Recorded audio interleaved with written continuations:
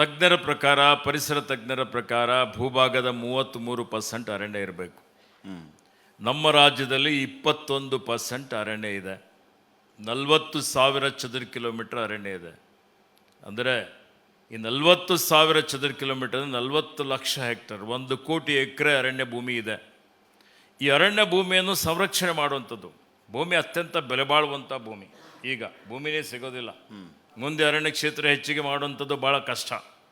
ಇಂಥ ಪರಿಸ್ಥಿತಿಯಲ್ಲಿ ಇದ್ದ ಅರಣ್ಯ ಸಂರಕ್ಷಣೆ ಮಾಡುವಂಥದ್ದು, ಇವತ್ತು ಯಾವುದೇ ರೀತಿಯ ಒತ್ತುವರಿ ಆಗದ ರೀತಿಯಲ್ಲಿ ನೋಡಿಕೊಳ್ಳುವಂಥದ್ದು. ಒತ್ತುವರಿ ಆಗಿದ್ದಂಥ ಅರಣ್ಯ ಸುಮಾರು ವರ್ಷದಿಂದ ಲಕ್ಷಾಂತರ, ಅಂದರೆ 2 ಲಕ್ಷ ಎಕರೆ ಭೂಮಿ, ಅರಣ್ಯ ಭೂಮಿ ಒತ್ತುವರಿ ಆಗಿದೆ ಅನ್ನುವಂಥದ್ದು ಇವತ್ತು ಇದೆ. ಈಗ ನಾನು ಅಧಿಕಾರ ವಹಿಸಿಕೊಂಡ ಮೇಲೆ ಇಡೀ ರಾಜ್ಯದಾದ್ಯಂತ ಸಾವಿರಾರು ಕೋಟಿ ರೂಪಾಯಿ ಮೌಲ್ಯದ 7,500 ಅರಣ್ಯ ಭೂಮಿ ಒತ್ತುವರಿಯನ್ನು ನಾವು ತೆರವುಗೊಳಿಸಿದ್ದೇವೆ.